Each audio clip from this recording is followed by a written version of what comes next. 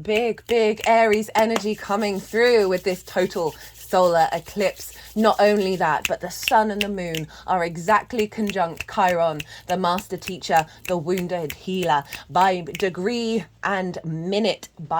It's exact, guys. It's exact. So this is big transformative energy where we find the wisdom in the wounds, where we're able to break out of old patterns. Hello and welcome. My name's Chloe. I work with card divination, astrology, and I channel multidimensional beings through my body. You just heard some vocal light language there. You can see the physical light language going on. All of this is working together to bring in healing, attunement, and activations that are in alignment with source and your higher self, to reconnect to your soul's inherent frequency in this incarnation. I'll be using all of this in the readings for all the 12 signs to help us give some clarity, both on the rational side of it, that'll be me talking, as well as the unseen energies with the channeling that I do. For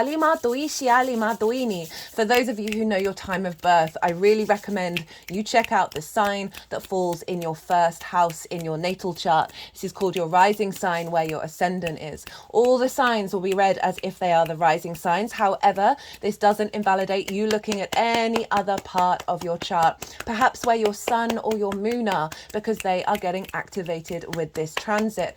Just look to wherever that sign falls in your natal chart, look to the house that it's in and the themes of that house. You want to apply those themes as well as all the meaning you've got going on in your natal chart to the messages coming through. It will be as if that sign has moved to the first house, so the astrology for the rising sign will still link in. Right, I'm going to keep this introduction short and get on with reading for Pisces.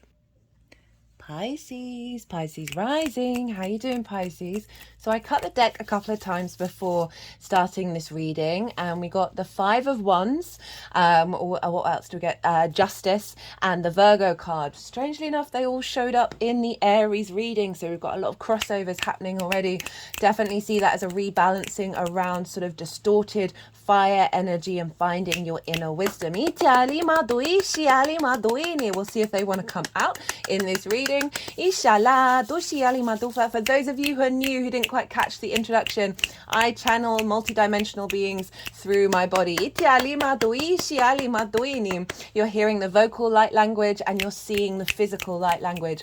All of this is working together with these energies in order to bring in attunement, healing, and activation codes. Whether you're consciously aware of what it all means, it's in alignment with source and your higher self to help work and bring this energy into manifestation. Right. So for those of you who don't have Pisces in your rising sign, look to where Pisces falls in your natal chart. Look to the house that it's in and the themes of that house. You want to apply those themes as well as all the meaning you've got going on in the sign of Pisces to the messages that come through. It will be as if Pisces from your natal chart has now moved to the first house. So the astrology that I'm going to be talking about in regards to the rising sign will still link in. You've just got to add on a little bit of natal chart maths meaning on top of it. Now, regardless of whether Pisces is your rising sign or not, Aries is next door to you. This is what's called inverted, right? It doesn't have a traditional aspect connecting the two signs together. You've got 6 different energies figuring each other out. Hello, Neptune. Hello, Cancer. And so the way that I like to describe this is, imagine you're sitting next to somebody, but you're both facing forwards. You don't have that clarity of vision, but all your subtle energetic fields are through osmosis intermingling with one another. You know that somebody's there, you can sense it, you can feel it. And so this is with these 6 energies trying to work together through their sort of blending with one another, right? Pisces, you are mutable water and yin in nature. Aries is cardinal fire and yang in nature. So it's this, they're kind of testing each other out, seeing how they work together. And it's in the background. It's not necessarily as obvious, right? It's a very, the subtle energies, the quantum field, the quarks and the subquarks, the atoms, all of that just sort of like saying hello to one another. We might not be so aware of it in a very loud way. And when I say subtle energies, I do not mean that in a diminished sense, right? That energy isn't powerful. It's incredibly powerful. I find inverted energy to be very significant in transits, because it's the blending of these energies. And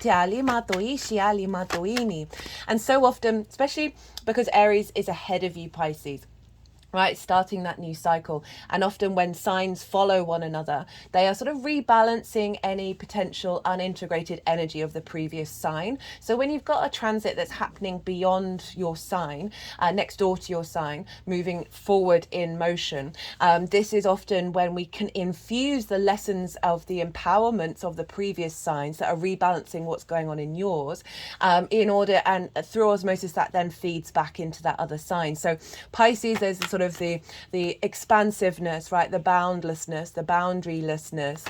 It's very connecting with everything. Aries is very independent, right? And very sort of sovereign in its nature rather than the all, right? The Aries is the one. So you're able to incorporate this into your embodiment. So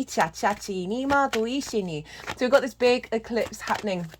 It's a near total solar eclipse, so this is super powerful, and as I said in the introduction, it's also exactly conjunct Chiron by minute, not just degree. So we've got a lot of powerful energy showing up here.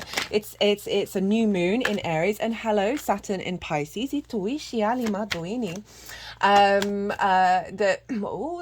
That just dropped my brain out. Yeah, so it's a new moon in Aries, so it represents a new beginning, but it's a bigger, more fated energy. This is when the sun and the moon are meeting each other, not only on the vertical axis but on the horizontal axis. So it's linked into sort of the blending of the cosmic with the 3D earth energy. So it's also longer term cycles. The North Node in Aries isn't going to be there for another 18 years or so. So it's linking into a longer term cycle, and it's often things that have happened that are beyond our comprehension, that are actually part of the weaving of our experience. And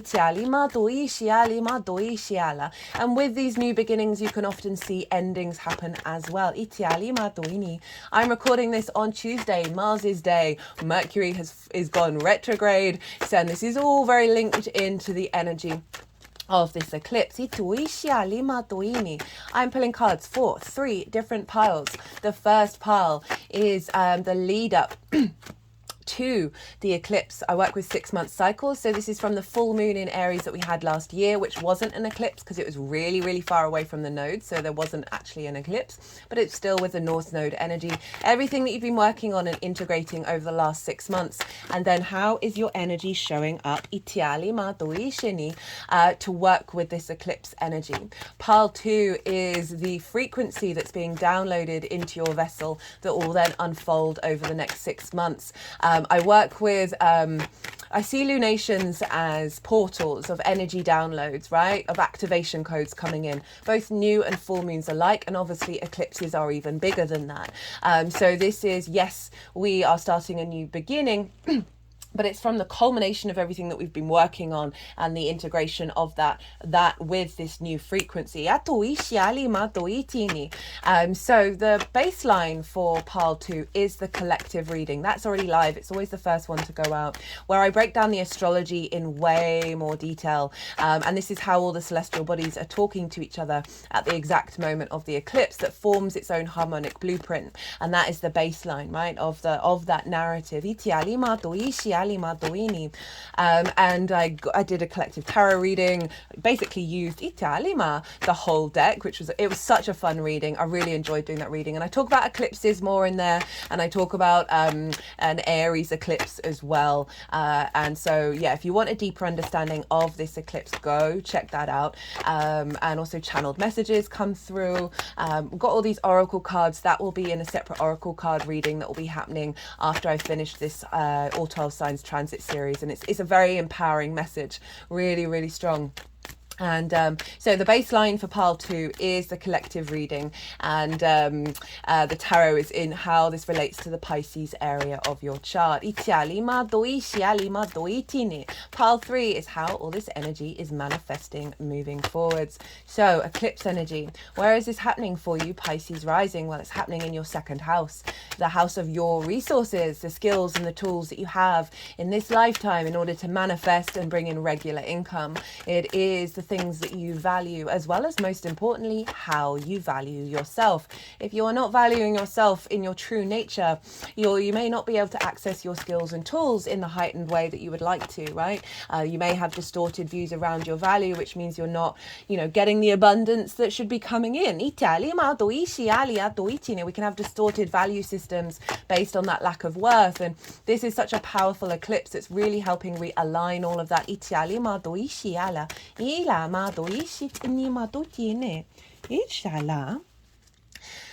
Right, okay, eclipses, big energy, like they used to hide the monarch.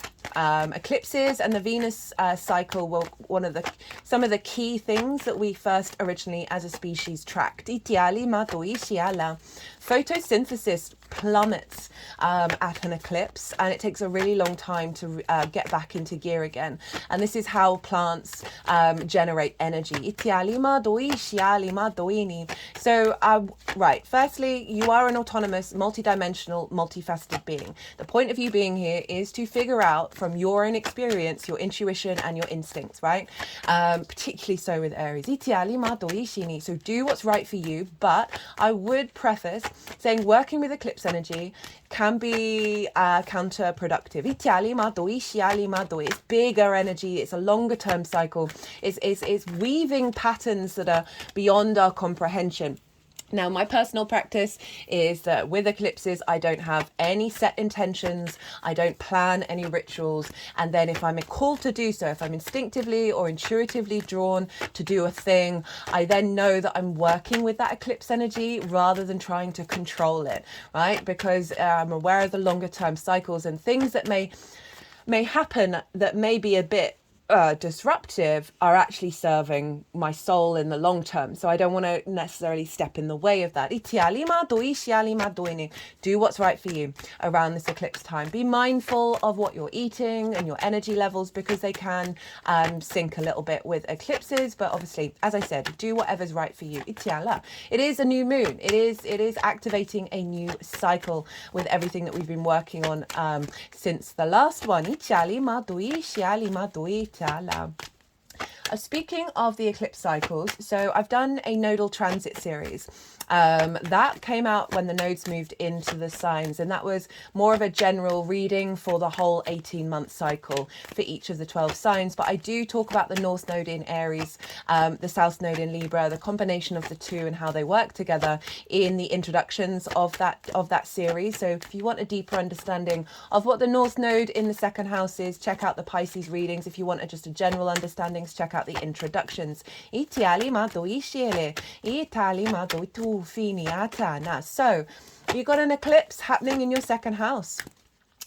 This is, just the energy around this eclipse I'm finding incredibly empowering, very liberating, and it's all come up in the astrology. And so we've got this very powerful eclipse conjunct Chiron, exactly. Mercury retrograde's involved as well. The conjunction with Chiron, the master teacher, right, the wounded healer. Chiron received... it was abandoned by its parents. It never felt like it fit in any landscape, right? Because it was half centaur, half demigod, and so it was here nor there. It never felt included, and also received a wound from one of its friends. It was by mistake that never healed. This highlights and acknowledges the core wounds that we face in our lifetime that can really take us on a journey of understanding and depth and deep healing, but it can feel very difficult. Chiron for me is very much linked into past life wounds that we are here in this lifetime to transmute, right? So many healers have gone through the journey themselves and then share that wisdom, and it comes from a really authentic place. So we're bringing in a level of authenticity and wisdom around wounds that have limited, and for Pisces rising in particular, your sense of value.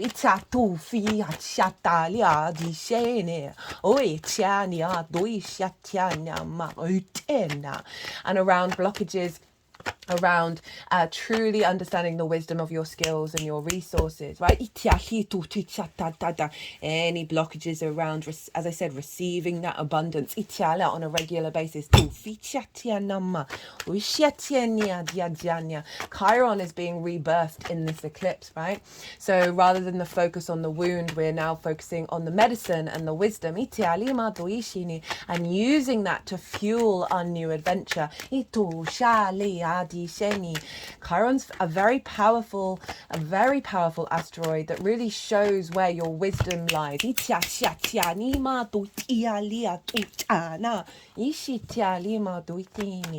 And so this is really being incorporated into your skills and your resources, right? Chiron taught all the heroes, all the kings and all the princes. Yes, ancient Greece was a very patriarchal society. But you understand the metaphor of this is being infused into your skills, right? Perhaps this is bringing in clients that receive that wisdom from your skills and your resources, and that's where there's a bit more abundance coming in terms of your regular income.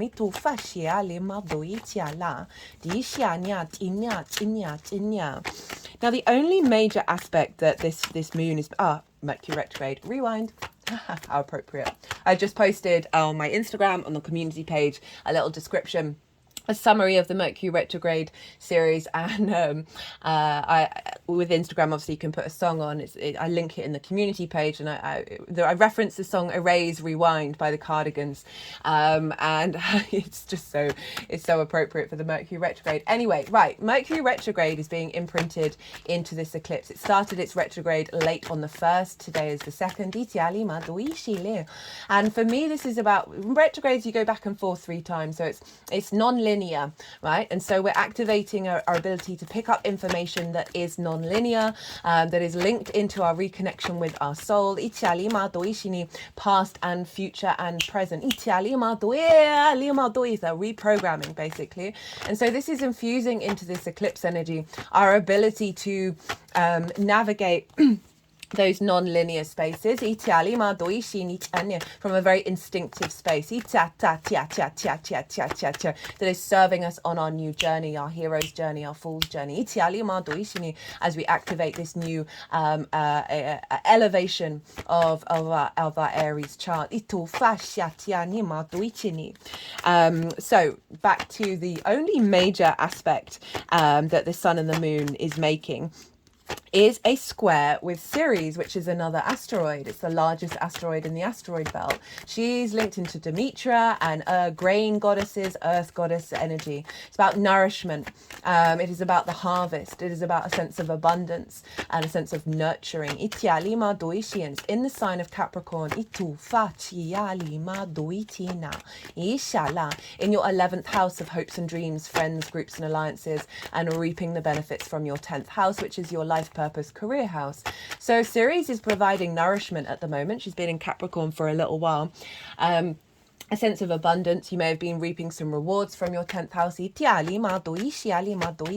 or just bringing nutrition, I want to say nourishment into this house of a nourishing from the great mother, right? From the longer term cycles. Capricorn is sort of legacy energy. It's linked into the longer term cycles, like predating civilization of our species. The mountain energy, that vibrational frequency feeding into your hopes and your dreams, how you're received by friends, groups and alliances, and how you reap your benefits from your 10th house is forming a square with this moon, right? Squares can bring up conflict, drama and frustration, and if any of these things come up around nourishment, they are here to help realign you and realize that it is pointing out what is an illusion and realigning you into manifestation and building energy. I see squares as the great builder. So this is activating a cycle of manifesting nourishment, right, that's feeding into your regular income, your resources, your skills and your tools, and how you're valued and how you value yourself. So this can really see a boost from sort of your community, the groups that you work with, and reaping rewards from your 10th house in relationship to that, that is then feeding into your sense of value. Also a realignment around hopes and dreams that is bringing more nourishment and depth in terms of your longer term cycles, that is now being activated because of the clearing out of limiting beliefs and trauma responses around the Aries area of your chart. So those are the major aspects. We've got some other stuff going on though, because we want to look to rulership. Now, whatever's going on with the ruler of a sign is impacting the sign that it rules. And Mars traditionally rules Aries. And so where is Mars? Well, Mars is in your sign, Pisces. I love Mars in Pisces. There's more flow to your movement, to your motivation, to your actions, to your passions, more connecting to the non-linear, synchronistic, fluky energy of Pisces, right? The sort of the undulating metaphor, the thinking of perspectives that you would never have thought of in a rational way, but bring depth and wisdom and a sense of spirituality to the way that you're moving through the world, very intuitively led via source. So it's in your first house, Pisces, of how you embody yourself. Itu chicha tie de shi du fita le ila do tiene ma tu tiene du shi cha tiene do fa di tia lia dia lia. Sorry, when they're cutting the deck like this, I have to sort of close my mind. Itu fiali itia tia tia tia tia tia tia tu tiene ma do iali udo shilet itani ma. What was I saying? Mars in the first, Itiana, really more clarity around your embodiment of self. Right, the first house is your embodiment of your sun or your moon through your actions and your deeds, right? Depends if you've got a day or a night chart, which luminary is sharing the wisdom of where you're headed, to your navigator, which is your ascendant. So your Pisces energy is the lens in which you navigate through the world. It's your body, it's your appearance, it's your sense of self, right? There's a real sense of how other people see you as well, because they see that embodiment rather than what's going on behind the scenes. So you've got Mars there. So this first house energy is feeding into the second house. Mars is helping empower you at the moment. It's helping give you a more intuitive understanding of your true nature. And that is all feeding into your value system. And also I see this as your actions then going to be seen, like the instinctive movements that you make, that you embody, are going to be linked into your manifestation, as well as being received by others and bringing some more abundance in. Now Mars is going to make an exact conjunction with Saturn a couple of days after this eclipse. Look who's on the bottom of the deck, with Saturn, and this happens every 2 years, and so this is a recalibration between Mars and Saturn about they're receiving information from one another, and Mars is getting a download from Saturn. And this is still involved in the eclipse, and Saturn's all about responsibility and due diligence. If you've not seen the Saturn in Pisces series, I still recommend the first one, because I talk about Saturn being in your first house. It's a really powerful transit. It may be difficult, but it is going to support you in the long term.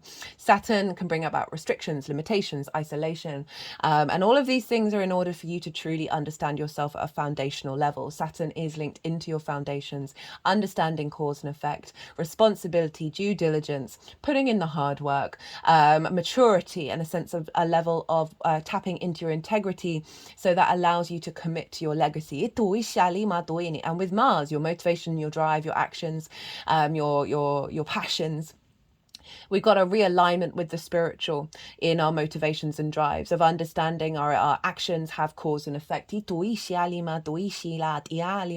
That our actions are now being infused by a very sort of spiritual, magical Saturn, of taking action around our legacy through your embodiment of self. I've put some significant dates around this eclipse into the description box if you want to know when these are exactly happening. So this is bringing that level of maturity of self into your actions, that is now like really seeing things are probably a bit clearer around your own value, around your skills and tools, and having the instincts in order to activate them. Now, Jupiter, traditionally ruled by, Pisces, sorry, traditionally ruled by Jupiter. And so Jupiter is influencing Mars. And Jupiter is over in the sign of Taurus, which for you, Pisces, is in your third house of your environment, right? This is the house of the goddess. This is where we find meaning in our day-to-day based on our principles, up on the ninth house and our perspectives. This is our environmental frequency, the things that we do on a day-to-day basis, our local community, and also short distance trips, schools, learning something new for the first time, but most importantly, communication. Jupiter is nearly at the end of its transit in the sign of Taurus. It's going to be a little while longer, but we're nearly there. And Jupiter is providing expansion and wisdom in the way that you communicate, right? Finding a sense of knowing of the truth of your voice. Finding expansion and finding meaning in the little things, right? Think about the washing up. I love doing the washing up. It's a real sort of sacred thing for me. It's very cleansing. But it's those kind of little things of where we find the meaning and finding expansion with that. You may have found more generosity of self in your local community and being seen as someone who's sharing wisdom. Now Jupiter's influencing Mars, so this sense of being able to communicate the wisdom of self is feeding into your embodiment, right, of finding that meaning in the day-to-day, that's then rebalancing any discord around separation, around disconnecting from self, disconnecting from your own value system. This is really implementing the ability to communicate your own values. Now Taurus is ruled by Venus, so where's Venus? Venus is in Aries. I love Venus in Aries. She's feisty. She wants to defend her loved ones, protect her loved ones. Very fiery, very independent, very courageous. All for Venus in Aries. So Venus is influencing Jupiter, of making sure that your flourishing of your skills and your resources, the releasing of wounds around this, finding connection, finding love for your own self, right? For the values that you have, for the skills that you have, and finding the joy to put that into implementation in the way that you communicate, in the way that perhaps on a day-to-day basis, you're refining these skills and these tools.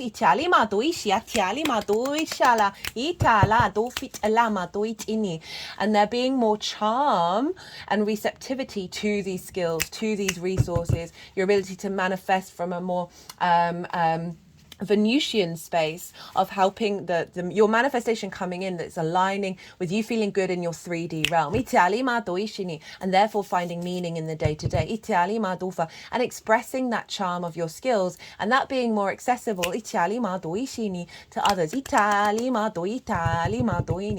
we've got this feedback loop, because Mars obviously rules Aries, between Venus, Mars and Jupiter. Now this is a really lovely counterbalance to the potential drama that may show up with this eclipse.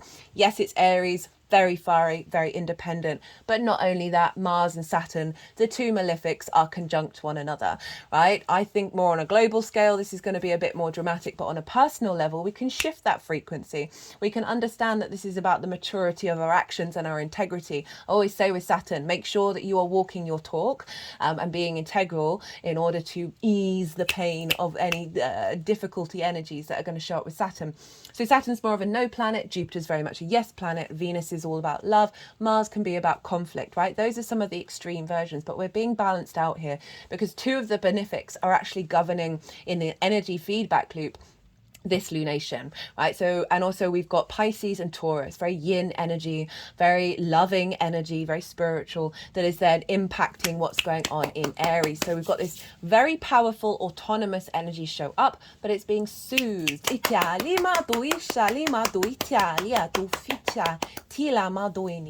Look to where your sun and your moon are in your natal chart. Look to the houses that they're in, the themes of those houses. Those themes are likely to show up around the eclipse because they always get activated with lunations. That's going to give you a sort of a deep personal understanding of how this eclipse is going to show up for you beyond this general reading. Right, I'm going to go consciously quiet. Oh, I forgot. Uranus is very closely conjunct. Jupiter's coming into a conjunction with Uranus. It's going to be exact on the 20th. That date's in the description box. That happens once every 14 years. It is big. That's going to be the next transit that I do. I'm going to be pulling cards for everybody for that one.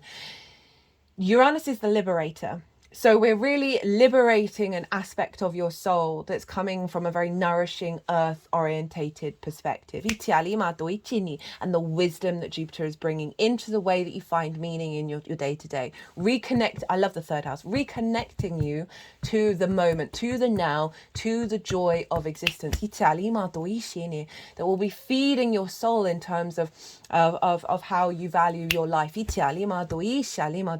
And liberating a lot of wounds around the communication of your values.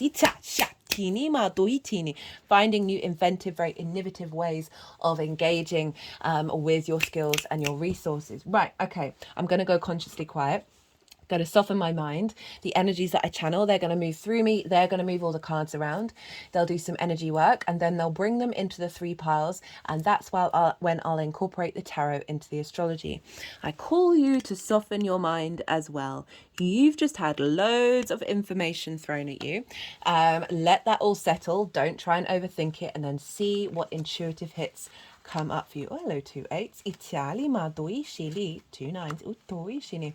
During this reading, itia cha chini atia cha chini ma cha cha chini ma itia la dina do fi chini do chu tu shini ma do fa di la di la di la di la di la dia di shia di shit ichino dia doi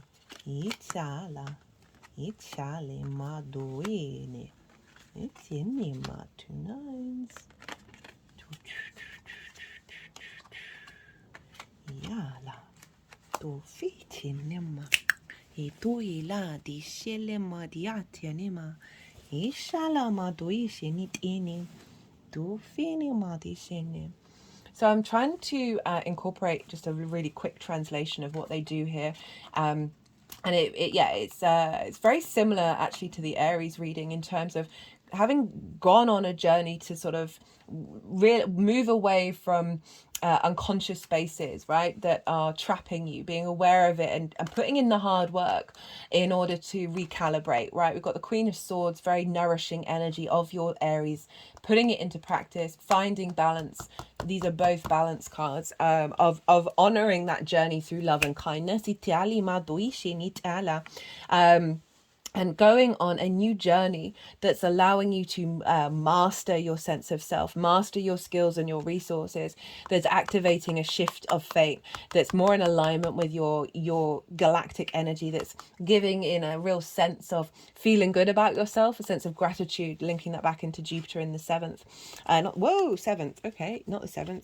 3rd, clearing out anxiety and limiting beliefs, finding the wisdom in it that's taking you to a courage of independence and getting more money in, basically, or just a strength of self and a real power within your material realm that is really deeply connected to an inherent knowing of self, right? That soul energy that's taking you on a new journey where more options are coming in. Itu fi na ma di shatila di tela do tu ichi na yala di shalima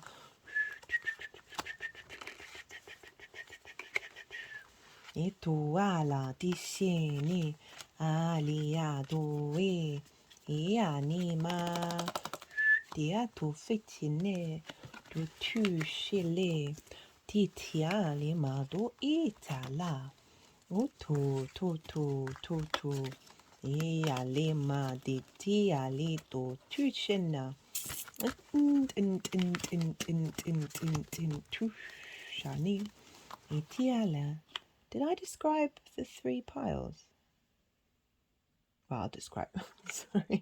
Sorry, Pisces. Itu itia, itia tia tia chi, ichichinia, ushiele, itu ini, utu ni ma, niala, itu wa, itine, tine, tine, tine. Yala, di tum tum tum, a chin chin chin chin chin, itu fa, itu itiani, yala ma tuini jala. Uchini maritini, itania. Well, Pisces. If I didn't describe, I do like Mercury's retrograde, and honestly, I don't like to blame things on the Mercury retrograde, but the amount of things that have been going wrong is much more exaggerated than yesterday. But also at the same time, I've noticed I've been doing things differently, very subtly. So you've got the pros and the cons. So the first pile I must have done, because I talked about the collective reading. The first pile is the lead up to this eclipse, the last 6 months. What have you been working on? What have you been integrating?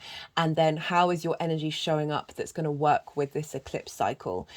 So this, we got the Nine of Swords, the Eight of Swords, the Eight of Cups, the Knight of Pentacles, the Six of Swords, the Queen of Wands, Lady Justice, and Strength. So this is saying that you've been navigating old fears and worries over the last 6 months, right? Very understandable in the second house of, perhaps you haven't been getting enough money in order to survive. So there's been a level of anxiety, a level of fear. Perhaps you're worried about how to bring your skills and your resources. Maybe your manifestation hasn't been coming true in the way that you would like to. Certain things that have just sort of had you be a bit worried. Have you been a bit of a fear state? Self-doubt, self-worry, self-loathing.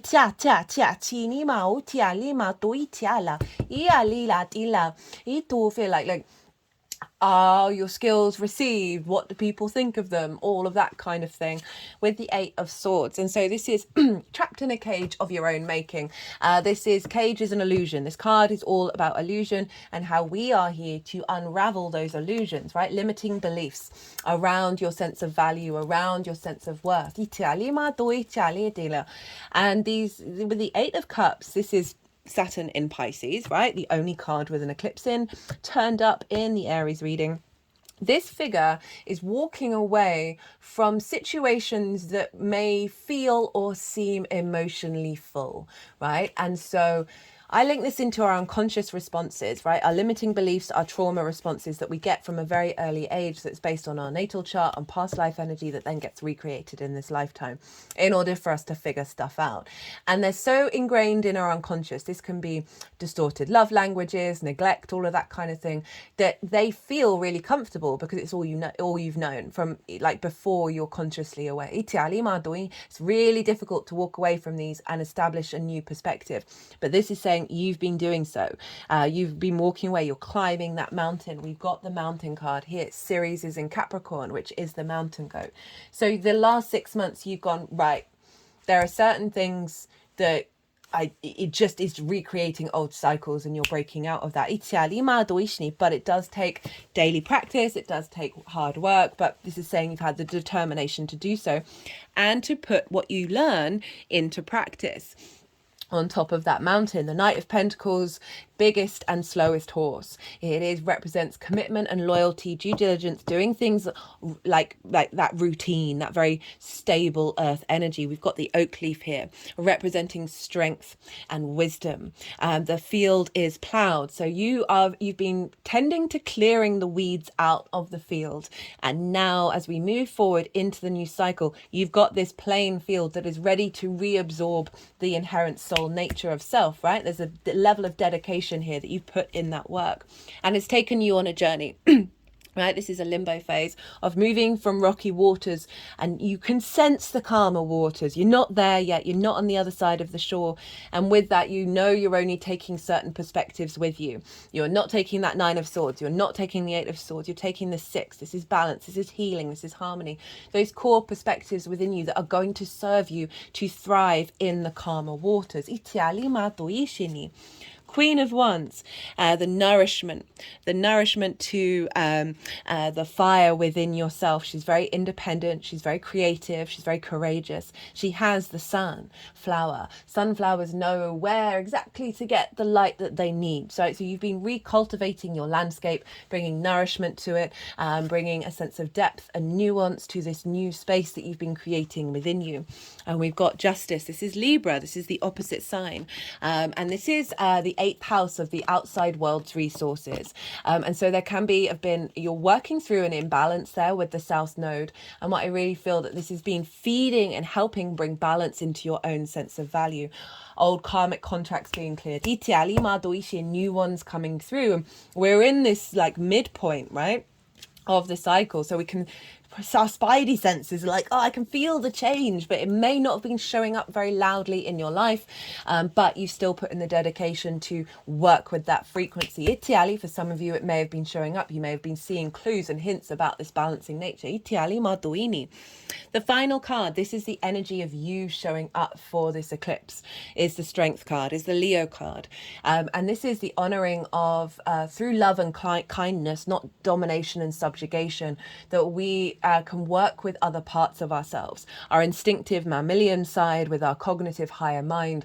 It's through that journey of love and the courage of that, the light of that, the strength of that, right? The vulnerability of that, that's the energy that you're bringing into this eclipse energy, rather than the combative potential nature of Aries. You're bringing another fire sign of the warmth of the heart of Leo, of understanding that there's going to be some recalibration coming in to work with your instincts as well as the sort of higher mind energy, all those swords, that through your embodiment of self, right, through the love of your internal love expressed outwardly, that's going to be what serves you. So second pile, the baseline for this is the collective reading. If I didn't already say, I have a feeling I didn't say it. No, I would have done. I do apologize, Pisces. That the collective reading is the baseline. I talk about the eclipse. I talk about the astrology. If you want to know a deeper understanding of this eclipse, go check it out. I loved it. It was wild. Used half the deck. This is how this affects the Pisces area of your chart. So this is the download that's coming in that will then unfold over the next 6 months. Got the Wheel of Fortune, the Hanged Man, 9 of Cups, the Fool, the 9 of Pentacles. You've got a lot of duplicate numbers, Pisces. I'm not surprised. You're heavily involved in this astrology. And the 8 of Pentacles and the Lovers. So the Wheel of Fortune, this is Jupiter. This is acknowledging that the shift that's being downloaded into you is moving away from that 9 of Swords and the 8 of Swords. That the fate is coming in to shift that perspective. It's more of a Jupiterian perspective, that the wheel is on the up, right? That generosity, that joviality of Jupiter. That there are going to be certain fated situations in this alignment that are helping you see the work that you've done, see the activation of your skills and your resources. With the Hanged Man, this is Neptune. I really love this for the second house, of bringing in the wisdom of the Hanged Man. It's the only card with a halo, and this represents enlightenment, that there is deep wisdom that is coming into yourself. There's an element of surrender here as well, of allowing things to unfold, of allowing to see, to bring in the wisdom, bring in these perspectives into your skills and tools that may feel very left field and unexpected, because it's a different mindset. 9 of Cups, 9 of Pentacles, powerhouse here. So feeling good in the 3D realm. This figure is so inherently confident in its own abundance, in its own gratitude of existing, right? This is the internal emotional strength, right? The emotional power. And the 9 of, hello, Fool, sneaking in the middle of that. The 9 of Pentacles, great for the second house as well, of the very independent, right? So able to take the decisions that it needs to make in order to bring in a sense of abundance. You see here these grapes, they represent the harvest. This figure is hanging out in their garden, right? Enjoying life, enjoying the small things, the little things, the beautiful things, rather than it all being about work. So this is a real sense of vision. And now from a space of gratitude, from a space of love, to take action that is then going to serve you, right? Manifest this abundance. So, all right, they wanted the Eight of Pentacles. Maybe I got that mixed up. Eight of Pentacles, this is about heading towards mastery. This is whistle while you work. So it's bringing in an energy of you enjoying the way that you bring in regular income. A refinement of these skills and the tools, right? Are really elevating what's being activated. And just really finding a great deal of pleasure in the way in the skills and tools that you have, in your refinement of your own value as well, and your new value, not your new value systems that serve you in your journey to mastery. And the embodiment of that, right? And your way of doing that on a day-to-day basis. We've got the Fool and the Lovers. Okay, so this is activating a new journey that's operating from the heart space, right? The Fool, the chest, is almost the first thing that's going to fall off the cliff. And this is operating from the heart. And there's an element of naivety to the Fool, or so we believe. But if you notice here, the mountains are in the background, symbolizing that the Fool's ideology is of the higher perspective, with the sun giving the vitality, the strength to move forward into the world. This figure is about to step off a cliff, and it knows that a different reality is going to appear, right? To be beyond fear. Far cry from that Nine of Swords, of the anxiety, right? The sleepless nights. And so this is instigating a reconnection to the soul that's allowing you to embark on a new journey that's more open-hearted, of like feeling good about your existence, your day-to-day, right? The good, the bad, and the ugly, and seeing it all as a curiosity and a joy. But overall, this is a revamp, a re-elevation of your skills and your tools, your ability to manifest, and how you value yourself, which is then bringing in more resources. We've got the Lovers. This is the unification of the masculine and feminine spirit in order to be able to make the right decisions that serve the journey up the mountain, right? And so this is, I see this linked into that Nine of Pentacles, of you being able to make the right decisions that serve you, you knowing what to do in order to manifest, in order to activate your skills and your tools. An alignment of falling in love with the self. Because it's all about choices and crossroads. For some of you, this may be a link with a business partner or a people in your life, that any distortions around you and anybody other than you that may have impinged on your sense of self-value, this is being shifted. You've got the Emperor, remember, at the bottom of the deck. This is allowing you to step into your confidence, your sovereignty, your dignity, the wisdom that the Emperor has based on its own experiences. How this energy is manifesting moving forwards. We have the High Priestess, the Star, the Chariot, and the Four of Pentacles. Love the Four of Pentacles. The High Priestess. So this is the Moon's card. So this is highlighting the fact that our intuition is really being imprinted onto this cycle. Of that goes beyond fear, is fearless in itself. It's aligned with our soul. The High Priestess is our higher selves manifest, drawing towards you, having the situations that serve your soul, having the faith, the confidence, the knowing that these things you don't have to. This is the opposite of the Nine of Swords. Heightened intuition, heightened manifestation, just through your, it's not through like that conscious magician action. It's through you exploring and understanding your own value and the skills and tools that you have, right? That is then drawing things towards you. Being far more intuitive with how to activate those skills and those tools. Intuitive around the how you move through the world that is then bringing in more resources. The Star. Acknowledging your own galactic energy, your own stardom in the skills and tools that you have. She is uniquely herself. She is unclothed. She is rid of masks, stripping back to the activation of those skills and resources that is bringing you in the ability to hope and dream. For some of you, this may be a hope or a dream that manifests. Further down the line, remember, Ceres is over in that house of hopes and dreams, of activating and bringing in nourishment with that. The Chariot. This is, again, a far cry from the Nine of Swords. The Chariot is the embodiment of understanding all of our experiences, our resources, our skills and tools in order for us to acknowledge and work with, and then be able to, with all of that wisdom, we then find balance, and then we move through life with victory and confidence. There are no reins. We are not gripping and holding on and trying to control. There's an innate sense of movement, of victory coming through, of you being able to embody those skills. And they are taking you through the world. They are providing opportunities and experiences. With the Four of Pentacles. Four of Pentacles gets a bit of a bad rep. But I read it in a very different way, unless it pops into my head the traditional way of reading it, which it didn't.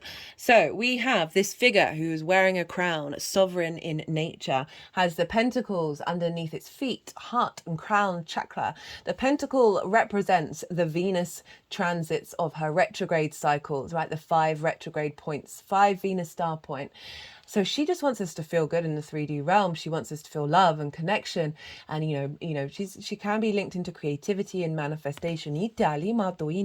So these are over the feet, right? Heart and crown chakra, protection here. I read this card as your internal energy is no longer being distorted by external factors that don't serve you. There's a real sense of this being a container that you then are able to harness that energy with the power of Venus to manifest stability and security in the 3D realm. Right, let's get some qualifiers. This is the First Light Tarot. All the decks are in the description box if any of them take your fancy.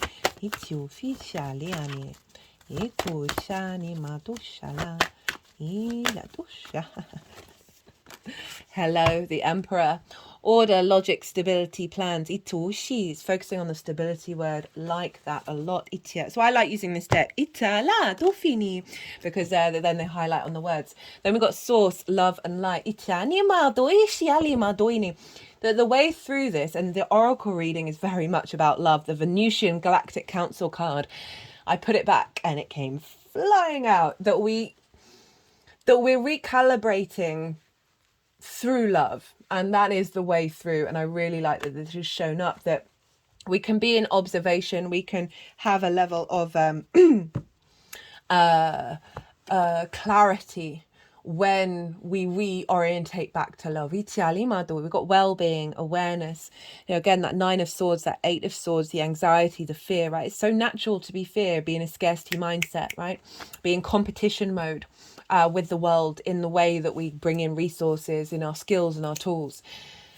You got to focus and re-embody back into the self. It's almost as if anything else doesn't exist, and tap into your heart space and that energy that we get from that, of moving forward outside of the fear. That 9 of Swords, I didn't mention it here. Regulars, I mention this almost every time. As cortisol and adrenaline is flooding through your nervous system on a regular basis, which means we actually can't think of a solution outside of the fear. While short-term memory goes, like that fear controls us and then pulls us in, rather than being like, thank you, fear. I talked about this loads in the Aries full moon last year. Fear is a tool to help us see what's an illusion. And that's so hard when we're in scarcity mindset, when we're worried, all these other people do all these other things, same as me. Where's the space? There is space. The universe is abundant.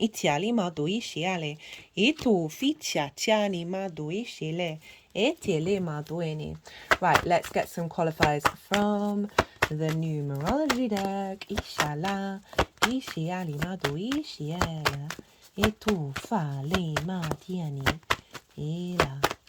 Ela Dishini Etini. What I'm seeing with that awareness word is you being pulled back to what I've just said about the fearlessness of Aries, of the power of source that's within Aries, the spark of spirit, right? That is Aries is pretty damn fearless, but it's not taking you into conflict. It's not taking you into drama. It's just allowing new realities that have always been inherent within you to open up. And you're now aware of those rather than the previous cycles. Remember, Mars is instinctively, intuitively taken in alignment with source. We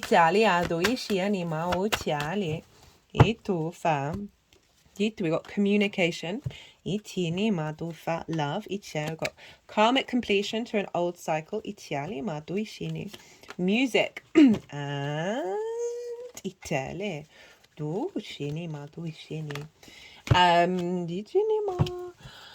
so, an end of an old cycle around perhaps scarcity. We've got financial discipline in reverse. And I'm not reading that. We should all be financially disciplined, right? But what I'm reading this is I'm moving away from that scarcity of like counting every penny.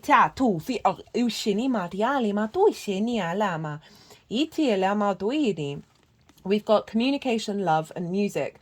Now, whenever the music card shows up in these readings, for me, this is the frequency of your soul coming in, a reconnection to it. We all have our own harmonic, and